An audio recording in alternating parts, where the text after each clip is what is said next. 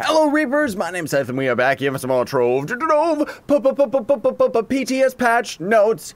Yes, that's right. I'm actually recording this while we're on the test server, and just to give you a heads up, folks, if you're wondering what's going on in the following weeks, because likely as I end up uploading this video, the PTS server is going to be closed. I'll have a separate video telling you all that the server is closed when it actually is closed. My point being, though, is that I've stocked up tons and tons of recordings based on like all of the new content and stuff like that, so you can expect to see continued videos of the test server coming out over the following weeks, talking about the new class, the Rampage, the new biome, and everything that we're going to be talking about in today's patch notes video, but to a more specific degree, right? Including actual new ways of making Flux, the daily welcome screen and stuff. So for today with the patch notes, we are going to end up going into detail about all this stuff, but we're going to kind of skim over going into over detail, if that makes sense. And before we get started, I would appreciate if you would hit that like button, makes the video show up in searches and stuff. Now, without further ado, there's going to be a new class coming out with this update. This update is confirmed for March 2018, despite the fact that in my recent streams, I was asking and speculating whether it was going to be March or April. The developers have actually confirmed that this update's coming out in March, and we're all actually expecting around March 20th, maybe a little bit after, because that's going to end up launching at the same time that the St. Patrick's Day event is going to end up coming into the game, which either way, we know it's coming out at the later half of March, so it's going to be really, really awesome when it comes out. The class itself, absolutely beautiful. You're going to have multiple ways of actually getting this guy. First of all, the easiest way, even for a free-to-play player, is to actually just buy credit pouches so that you can end up getting this pack right here. As soon as you purchase this pack, by the way, a second pack is going to suddenly show up right here that is going to end up including this other costume. And it's kind of like a special pack where it's like an upgrade to this one that doesn't actually show up until you buy this first one. Pay-to-win players, we can just buy the class outright and get a couple of his costumes. You do have methods, though, if you don't want to even bother going the credit route, to actually craft the class and craft all his costumes and stuff like that. We won't go into too much detail with that one, though, because honestly speaking, it's very, very difficult to actually craft this class. So I'm going to have another tutorial video that's going to come out of how you actually get the Vanguardian. But he's a really, really fun class, and overall, just to give a quick little review, he's gonna end up being very, very good in melee mode. Unfortunately, has tons and tons of knockback on his uppercut, but the developers are aware of it, so hopefully this is going to end up being ironed out by the time it ends up going live. I have actually gotten confirmation that they are going to be hopefully removing the knockback altogether, but knowing the devs, they might just kind of nerf it a bit. I just hope they end up getting rid of it overall. The ranged mode of this character, because he actually has both melee and ranged mode. He is going to be a physical-based character, by the way, so you don't have to bother with magic gems or anything like that. But the ranged mode is a lot of fun, but doesn't really work. Like, generally speaking, it's very, very broken, and you're not going to end up using it very effectively for farming and stuff. And near as we've been able to test out, like Merc and me, as of right now on the test server, whoopsie daisy, we're actually the strongest vanguards in the entire game, which I'm going to be somewhere close to this when we end up going onto the live server, if not being a little bit more powerful. The only reason Merc's actually keeping up with me is he's got the Divinity Dragon, which gives you more power rank, and I do not have it. So I would actually be even stronger if I had that stupid time-gated dragon. There's no lunar costume for this guy yet, or divinity costume, I guess I should say, and we've been testing out. He doesn't really work in Shadow Towers. Unfortunately, despite the fact that lots of people like to say that he's doing okay in Shadow Towers, he kind of sucks. He kind of sucks. Most of all, the knockback on his melee is what makes his melee version absolutely useless in Shadow Towers, because you're going to be knocking the enemies away and not being able to cause damage to them. So when this character comes to the live server, we might see that his melee mode is actually useful in towers, just because we can't really determine how much damage we're actually doing with this character because we're knocking all of the enemies away, and it's really, really annoying. As for the ranged mode, like I said, it just doesn't work at all. It's really bad for just normal farming because the projectile detection sucks, and as far as Shadow Towers, it is absolutely useless. So in that, I do like the fact that this character is fairly balanced compared to the other characters. Like, he's not giving the Gunslinger a run for his money at all as far as Shadow Towers are concerned. Gunslinger is still going to end up being the best, with the Draco being a close second We'll talk about that later, though, because just last but not least, I want to say that this character will actually be most likely the second fastest farmer in the game in U9 worlds, second to the Neon Ninja, but is a lot funner to play than the Neon Ninja, because with the Neon Ninja Rage Speed Build, you're going to be backflipping like a freak, so you're going to be looking the opposite direction of where you're going, whereas with this guy, your number one is pretty much Pyro Disc, top that with Trailblazing, and if you had a Pyro Disc and also Raptor Berserker, and you can get some pretty insane movement speed while being able to actually kill dungeon bosses faster than the Neon Ninja, which normally has to do a 1, 2, 3 to charge up his shuriken and then strike. With this guy, you just right click, lasers will one-shot anything. So anyways, let's get into the next part, which is going to be Luminopolis. This is going to end up being the new biome added to the game. Hopefully that boss doesn't despawn, because apparently they despawn if you end up having everybody leave the world. Also, this character dabs when you dash, which is 2 years too late, but it's absolutely hilarious. I'm glad that they actually have it. Like, seriously. So, let's see. Did we get a generation here? It looks like we just got the normal old ugly biome here. The new biome per se is actually a sub-biome, all right? So it's like we've got the normal neon biome, and it actually has a lot of work done to it. Not only do we have these neon trees, which actually look beautiful, I really like them, but we have what the game is calling a sub-biome. So this is going to be a different generation of the same Neon City. So a lot of the quests that you're going to end up finding that have to do with Neon City, you can complete them in this biome, but there are going to be some exclusive things that are to this area, not to mention just the sky itself. You're going to be able to see some new beautiful electronic rain that can actually trigger in both of the biomes, and then there's going to be the new Rampage event that's going to be available in this biome as well, which we'll talk about that as we end up coming to it. But there is, as you can see, just way on the right over here, this weird icon right here, you can actually see is an Outpost Shrine. So what this is going to end up being is something that's very exclusive and very prestigious to this biome, in that you're going to end up going through this biome, killing enemies is going to have a chance to drop a new resource called Plasminium, right? And you can actually get that from completing dungeons as well. Then there's going to be these guys right here, which these are actually quest characters out in the world. These guys will give you quests relating to Neon City usually. You can actually get these characters in your club world as well. They're going to be able to be gotten out of the new Fixture, but most of all, there's going to be this Resistor's Workbench, right? And this is going to end up taking that Plasminium resource to craft tons and tons of new items in the game, including the class itself. Now, again, it's very, very overly complex and very, very expensive to actually craft this character. So if you'll be patient and wait for my tutorial that's going to be talking about how you actually get the Vanguard, it'll end up being a little bit better explanation for it. But beacons are really cool because, as you saw when we had Daughter of the Moon in the club world, that's what beacons are for. You can actually craft these and then throw them into the club world, and they're going to end up giving you a bunch of resources, kind of similar to pinatas, where only 8 people are going to be able to get the loot from it. The person who throws down the beacon is guaranteed going to get loot, and then 7 other people are going to be chosen at random. But there's going to be all these different resources, right, that all cost Plasminium to end up crafting all these other resources that are going to be required for crafting allies, mounts, new wings, and a lot of these things are, you know, the whole thing that's cool about is this is a free-to-play method of getting them,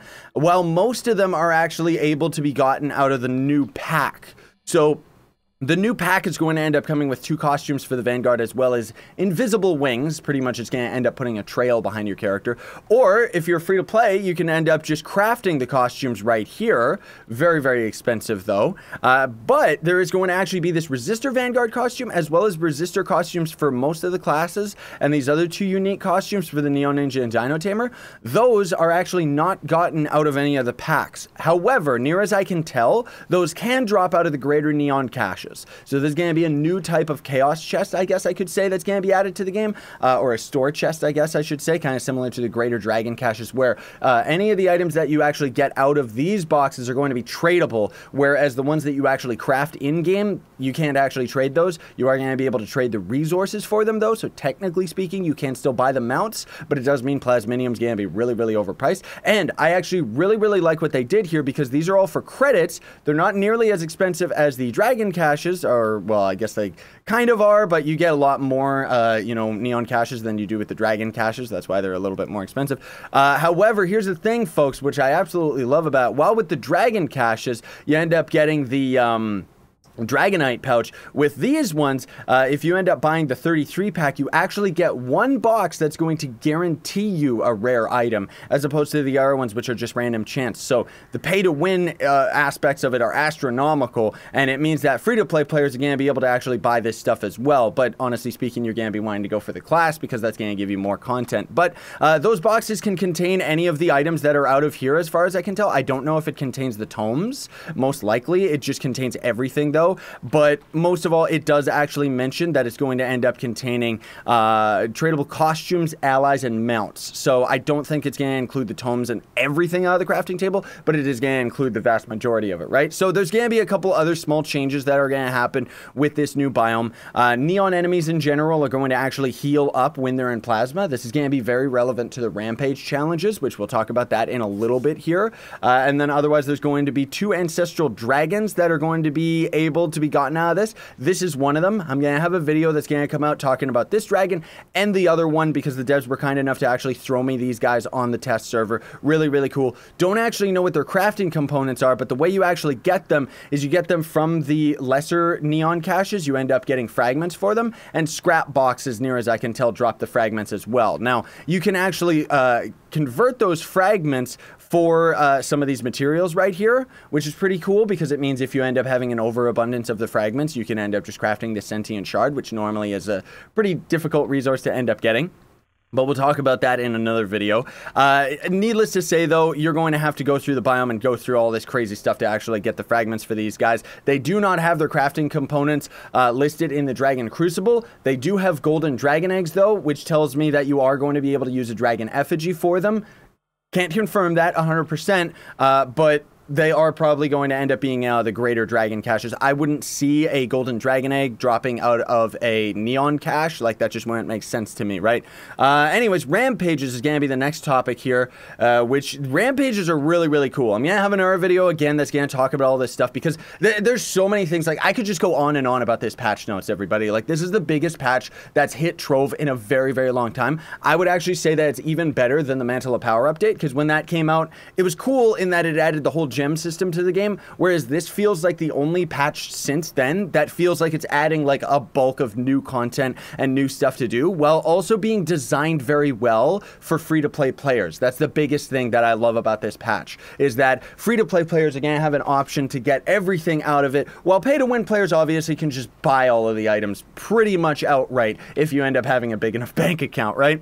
But Rampages is going to be an hourly challenge, very similar to Dragon challenges, that unfortunately is not going to end up showing up every hour. It's just going to be completely random when they end up showing up, so you're just going to have to get really lucky with actually seeing a rampage going on. But what it's going to do is it's going to send you into this new neon biome, and then you're going to rarely see, like, these lightning bolts are going to come crashing down, and then you're going to be able to see the variants of Daughter of the Moon, Pinata God, or Weeping Prophet, and they're going to be hanging out in this world, very similar to the Daughter of the Moon variant that we just saw here in the club world at the beginning of the video, and it despawned. Ah, that's disappointing.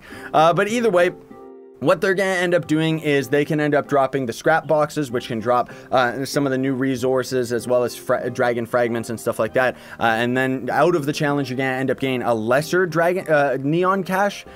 Man alive, like these lesser, greater cache, this and that, right? But either way, it's going to be a lesser version of these guys. And it ends up giving you like a couple of the resources, as well as a bunch of our necessities that you are going to need for that Resister's crafting table, right? So then the challenge itself, like the bosses themselves, are going to end up being quite... They're going to be pretty cool. They got different variations of their attacks and stuff, and kind of end up operating a little bit differently than the Shadow Tower ones. There are going to be Rampage Badges, though, and these kind of suck, because we can actually see that you have to complete 1,000 Rampage challenges in order to get this badge, which, here's the thing that's kind of disappointing about it, is I have, like, it's regardless of the tiers. So when a Rampage challenge comes around, it's going to have 3 tiers, very similar to Dragon challenges, right? And completing each of those tiers does not seem to go towards your Rampage challenges completed. So even if you get all 3 tiers in a Rampage challenge, it's only going to give you 1 point towards the total trophy. So you're gonna have to do 1,000 of these, which is well over 1,000 hours, just because you're not going to end up seeing these challenges every hour. And top that with the fact that even if you end up seeing the challenge, you might not get on in time, or you might end up missing them. And just overall, it kind of sucks that that's there. And also, my good friend Stratus ended up going into the game code, as well as the people on Trove Heroes have gone into the game code and stuff, and behind a data mined, and we've actually seen that there is going to end up being an even higher grade of trophy for the Rampage challenges. So hopefully we're going to end up seeing these iterated into the game a little bit more often in the future, because here's the thing is with the resistor table and how they've actually made this new sub-biome, the devs have confirmed that the next biome they're going to be working on is the ice biome. So they're going to have a sub-biome for it. And if it's going to end up adding the same amount of content that this new Luminopolis did, then I could see Trove turning over a new leaf and really just becoming a fantastic game that of course is going to have like thousands and thousands of hours worth of content that you can end up grinding up or just paying to win, or you can just get your flux up and just buy the credit pouches, which technically does mean that somebody had to spend money somewhere, which is the argument that I always make. But I'm perfectly fine with that. I'm perfectly fine with those options. And my point being that maybe we could see Rampage challenges a bit more often, because maybe we would actually be able to see them in the ice biome as well, and possibly see a ice variant of the same neon versions of Daughter of the Moon, Pin, and Weeping Prophet. I think it would be really, really cool if they added a different type of Rampage into the game. That, of course, would mean that the Rampage technically is more common, just because of the fact that we're going to see a neon and an ice biome version of it. But that's not, you know, that's a while away. That's got nothing to do with this patch notes here. So beacons are going to be related to the challenges. As I said, you're going to end up throwing those in a club world. When you end up using a beacon, the person who throws the beacon is going to be able to get a sentient shard. Otherwise, sentient shards are time locked. You can only get one of them a day from the actual Rampage challenge, if you even catch it. And then otherwise, you can get it from the dragon fragments. You can convert those into the sentient shards, or you have to throw down a beacon in a club world, and then the person who throws it down is going to end up getting an actual sentient shard, right? Then there's going to be the Beacon of Heroes fixture. So this is going to be a new utility fixture, very, very balanced in the way that it ends up getting thrown into the game. It's not too expensive, but what this is going to do is increase glide speed. I think that's just when you dive down, most likely. It's so that when we end up using this character's passive ability, where when he lands on the ground, he ends up causing a little bit of an explosion. They're giving us more glide speed so that we can dive a little bit faster, which I guess could be cool. But this is going to increase your plasminium drops, and also has a unique spotlight, and adds a new NPC that can end up spawning at the hero thing right here, right? So what it's going to essentially do is there's a Neon City hero that ends up spawning here, and as you end up leveling up the new fixture, it's going to lessen the odds of the Neon City hero spawning and increase the odds of the Luminous City hero spawning, right? So at the final tier, it's going to, of course, end up giving you like a 75% chance for the new NPC and a 25% chance of spawning the old NPC. Now, that's just if it decides to choose the Neon NPC in general. You know, you might still just end up generating the same old normal enemies. It's not going to end up making that character more common in general. But if we skip on over to the final tier, you're going to get 15% more plasminium drops. Your glide speed is going to be at 120. And then you have 12 options for spotlight beams. So this is going to end up being just a vanity item that you can end up putting down. Or maybe it's just that you can end up choosing the beam that ends up emitting from the light itself, but it's going to be kind of like superhero theme, where there's going to be a floodlight in the sky that's going to end up being something Trove related. So it's really, really cool. The welcome screen has seen a complete overhaul as well, as you can see right here. We not only get to see a sneak peek of the top loot for the daily login reward, we get to see packs, and then we also get to see the top weekly chaos chest loot showing up right here as well. And then the daily rewards are just insane. I'm going to have another video that's going to go in more detail about all of this, because there is a lot to cover here, folks. But needless to say, there are going to be certain days where you're going to want to log into Trove. Monday, more specifically, you're going to get double Titan and Lunar drops, and triple if you're using Patron. So obviously, you're going to want to do your Shadow Towers on Monday now. Too bad if you've got to go to work or do something more important. You just want to do this because it's going to benefit you more, as well as Gem Day is going to end up giving you reduced gem cost and give you double gem boxes. And you can also get these 3 Lustrous Gem boxes from dungeons randomly, and those are going to end up giving you gem augmenters, gem re-rollers, and stuff like that. And cool enough as well is the gem augmenting items have actually been decreased in their flux cost. All of the other resources, as far as I can tell, are the same. Honestly, it's not like I look at these gold focus ones that often, but the flux cost being reduced is going to end up being a very, very big deal, meaning that the golden focus might actually be viable now, outside of the fact that it still has a chance to just give 1% to a gem augment stat, rather than doing 5 or 10 plus like it should actually do. But either way, I was able to use them quite successfully to augment up my class gem on my Vanguard, which, that's right, I should actually mention the class gem ability itself actually changes it so that the Vanguard's final attack in his combo is going to end up reducing your cooldown. So 1, 2, 3, that's when you hit an enemy with your uppercut, that's going to reduce your cooldown. And when you're in range mode, 1, 2, 3, 4, 5, that big shot, 1, 2, 3, 4, 5, when that hits an enemy, that's going to end up reducing the cooldown of your abilities. And overall, the character's really, really complex, but really, really cool. Outside of the fact that he definitely does need a little bit of rework. So daily challenges, we're just going to skip over that, and we'll talk about that in more detail in another video. But the store updates, obviously we talked about the Vanguard pack and all of that stuff already. But this new dragon right here, as well as the other dragon I'm going to show off in another video, you can actually get them in their own separate packs, which is a little bit crazy because we're assuming that the pack is going to end up being probably 20 American dollars. If it was 10, then it's an absolute steal, because here's the thing. It's going to contain a tradable dragon egg for the actual dragon.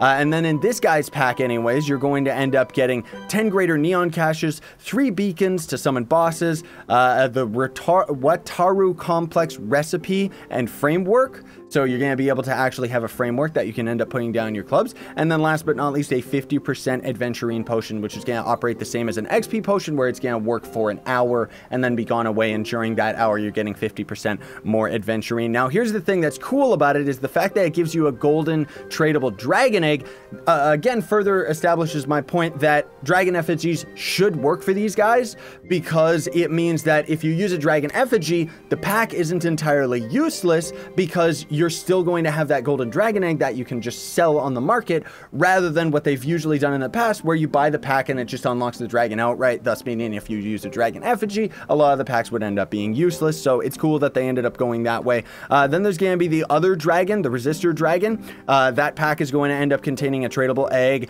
as well as 10 greater caches, again, 3 beacons, and a different tower framework, and another 50% adventurine potion. Greater neon caches are available in the store. Get valuable neon crafting materials, beacons to summon bosses, or rarely tradable allies, mounts, and costumes. Buy the 33 pack, and then you're going to end up getting that special box that guarantees you a rare, so that's pretty good. Proper pay to win.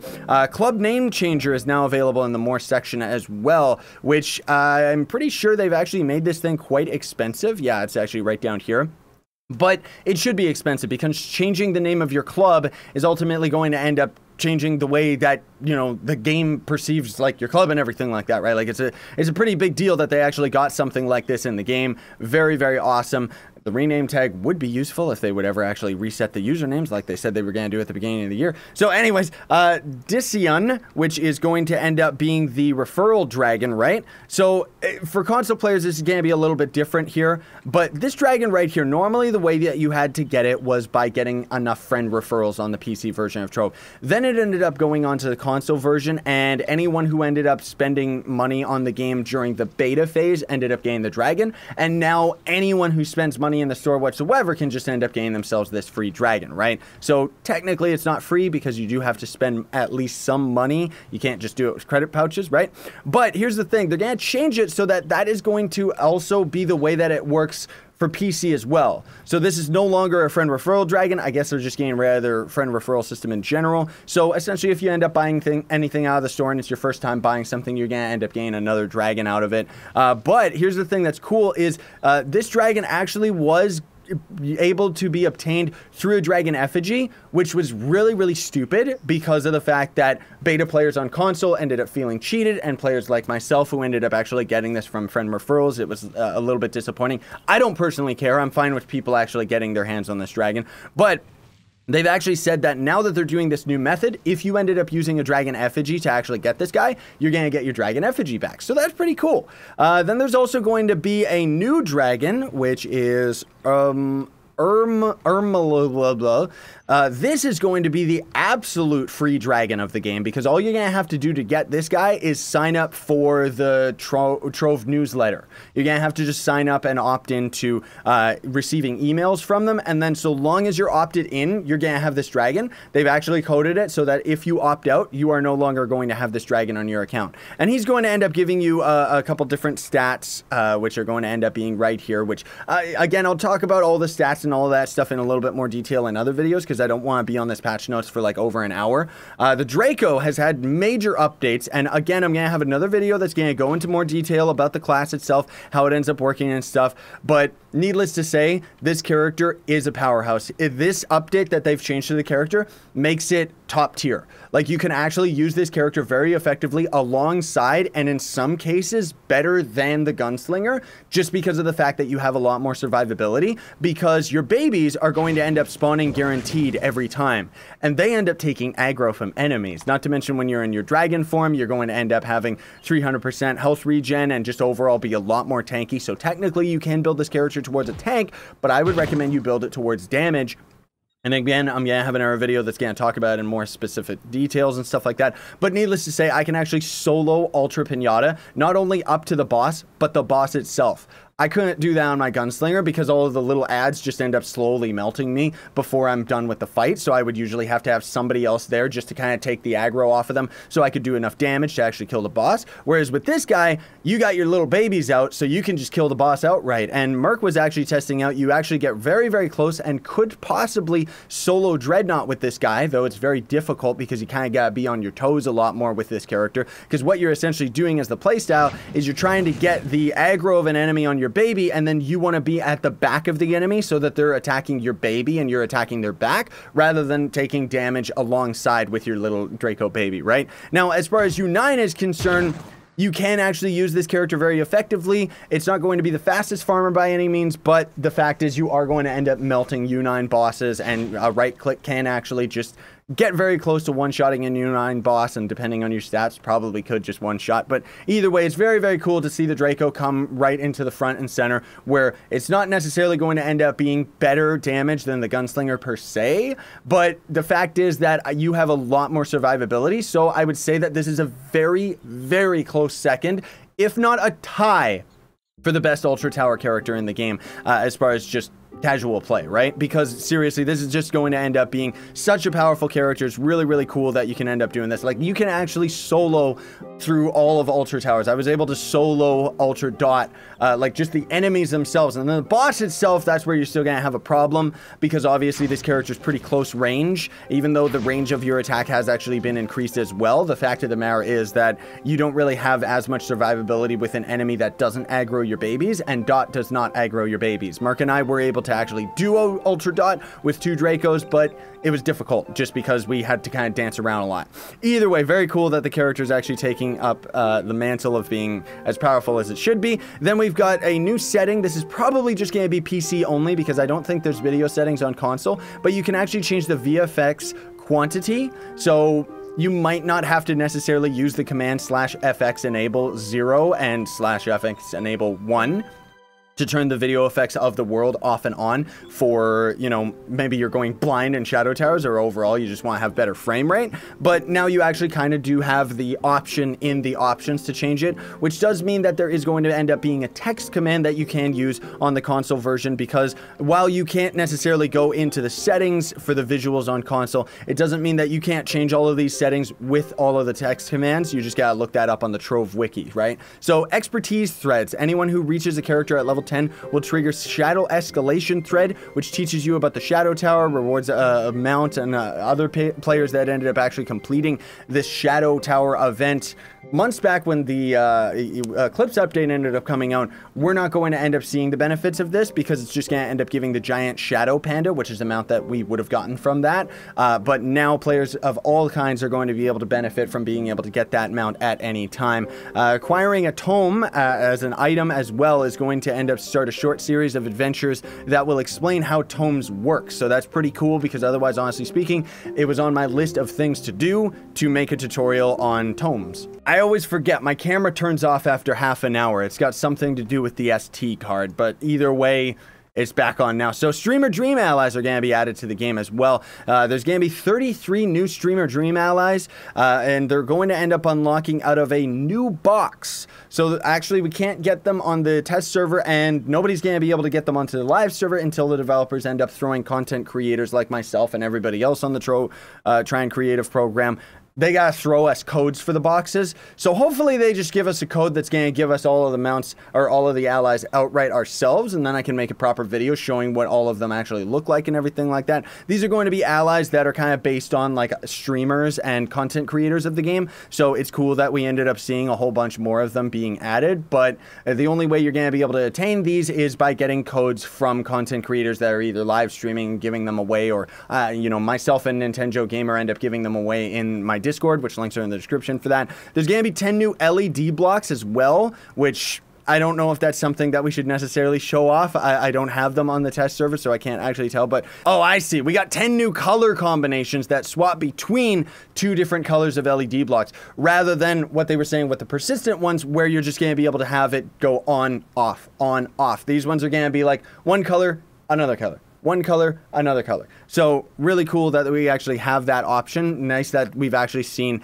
the LED blocks being used in builds more often, not to mention just the new biome itself has actually seen them being used at the top of like the towers and stuff like that. There's going to be a bunch of new dungeons added to the game, a bunch of new battle arenas for PvP. Then there's going to be the additional updates, and there's quite a list to actually go through here, but I'm just going to try and grab the parts that I think are the most important. There's going to be level 30 costumes for every character now, which is really, really cool. Each of the level 30 costumes is going to give you 35 mastery, and the way that it's going to work, or at least the way that it worked on the test server, is as soon as you end up swapping to a character that's level 30, bam, suddenly you're going to get the mastery and the costume. I'm not sure if it's going to work that way when we get to the live server, but I'm assuming so, just because it's the game registering, oh wait, you actually have a character that's level 30, so we're going to give you that prize, right? And then they reduced the file size of the game for some reason. They were able to actually do something like that, which is pretty cool. And then otherwise, there's a bunch of server stability, and you know, we're really, really hoping, fingers crossed, that when this update hits, we're not going to see the server become completely dead and unplayable, because that would absolutely suck, because unfortunately, the server is one of the biggest issues with Trove, despite the fact that they keep adding all of this new great content. Doesn't mean that we can necessarily play it when the servers are just crashing all the time.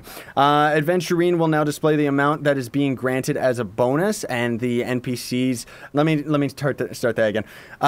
Adventures that require kills no longer give additional credit for killing any clones spawned by the target NPC. So essentially, Pirate farming and fighting boss clones to end up giving the tag towards like killing a specific boss and stuff like that. All of those exploits have since been removed. So now if you want to grind Adventurine, there's no simple way to put it, folks. It's just going to end up being gross. Like, you're just going to end up having to go out into the world and just grind Adventurine while you're playing, which wouldn't be so bad with all of the new iterations of giving us more Adventurine with the potions and the daily login and stuff like that.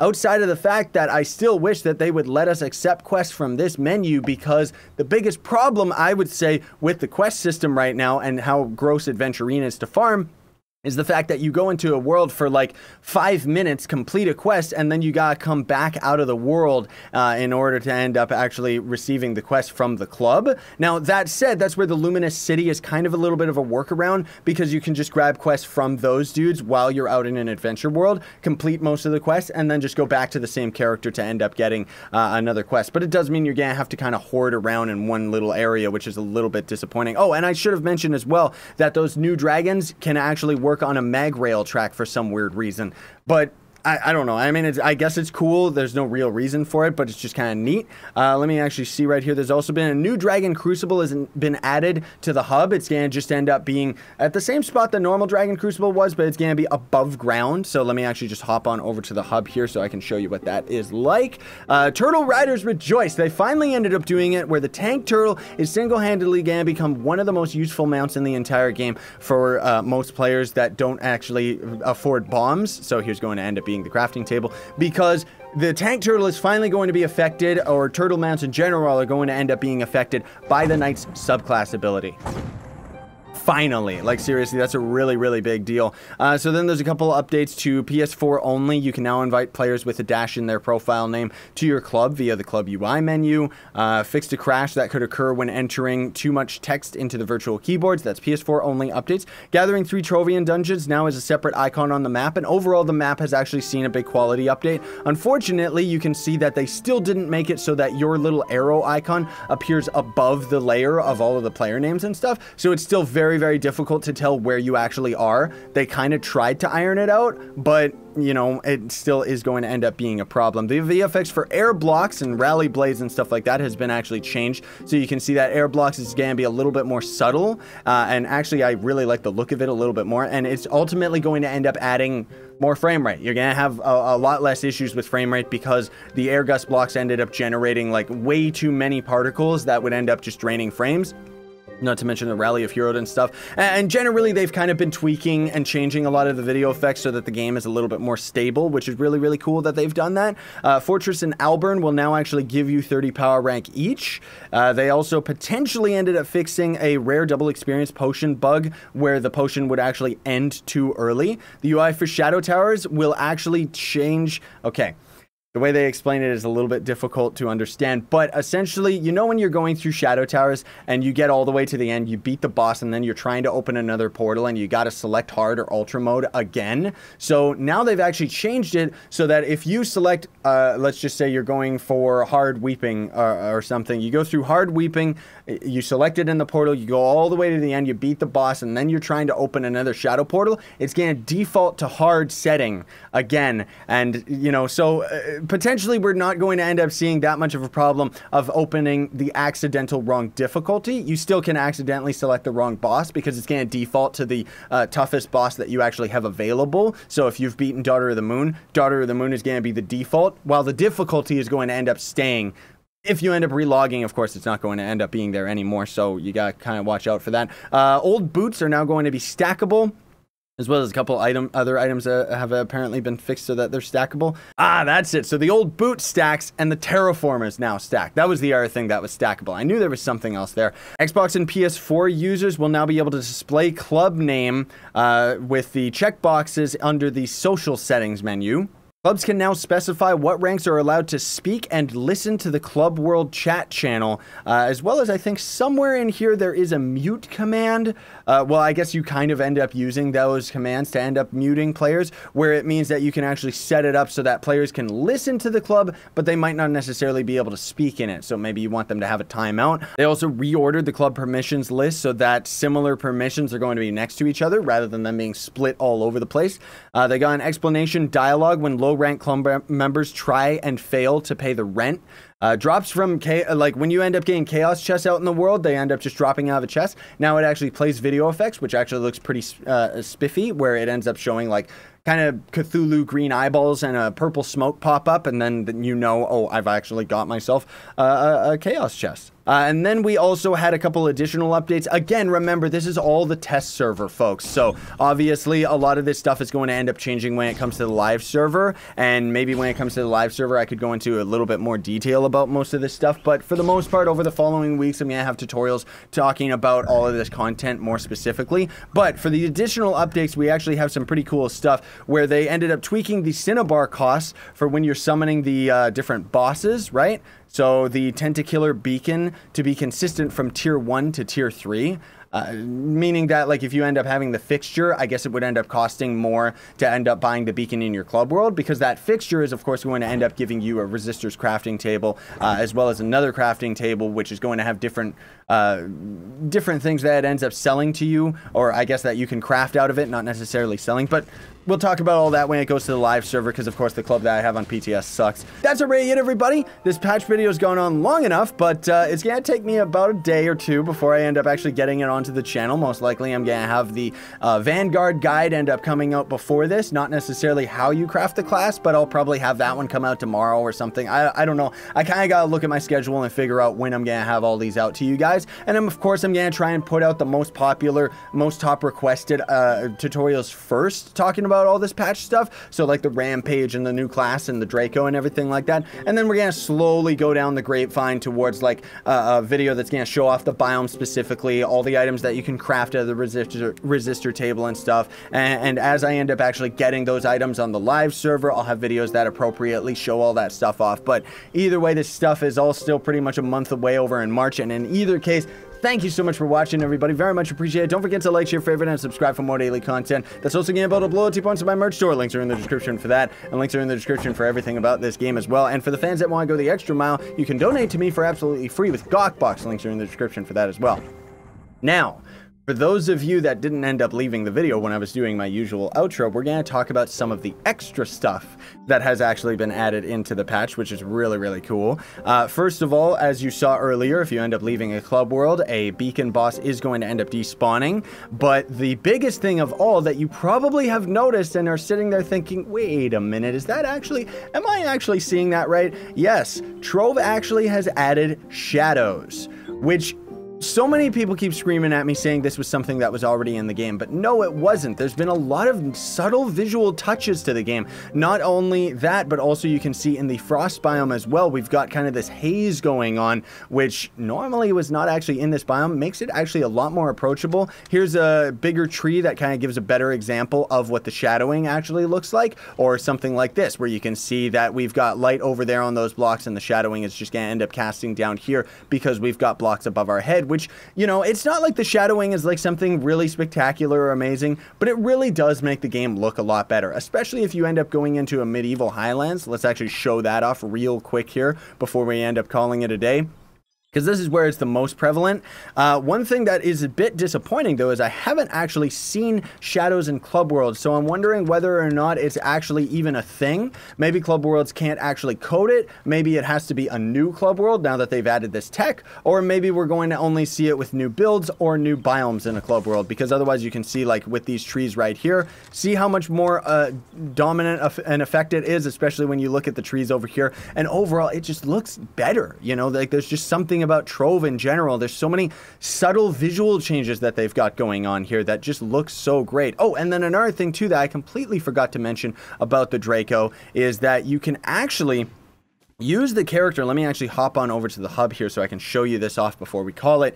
But you can actually use this character to melt ice temporarily, which is a very, very cool, very subtle touch to the fact that we actually have a little bit of physics going on, right? So obviously it's not going to affect like all the normal stuff, but if you end up having ice like this, like think of you being in an ice dungeon or somewhere that's going to be frozen, now you can actually just melt that, and then it's going to operate as a normal block, and eventually it's going to end up growing back, I guess you could say. But either way, very, very cool change that they ended up adding that into it. They did actually mention that in the patch notes. They didn't originally, but then they ended up adding it into the patch notes. But it was quite a discovery for me to actually figure that out just randomly in a live stream, and saw that not only did somebody who was with me melt the ice around me, but there was like an ice tower that kind of ended up going up, not something kind of similar to this that was inside of a dungeon, the igloo dungeon. And when they ended up melting the blocks, it also ended up having water spurt out as well. So really cool that we actually have like a proper ice melting system to the game. Very, very awesome. Love the fact that the Draco ended up getting this much work to him. So in either case, folks, that's gonna be it. Thanks for watching, sayonara, and stay epic, everybody. I heard you like secrets, so I put a secret in a secret. The Trovian Atlas actually shows a giant cube here. Normally it was just showing a random little picture. This is possibly going to be U10 coming out in 2018.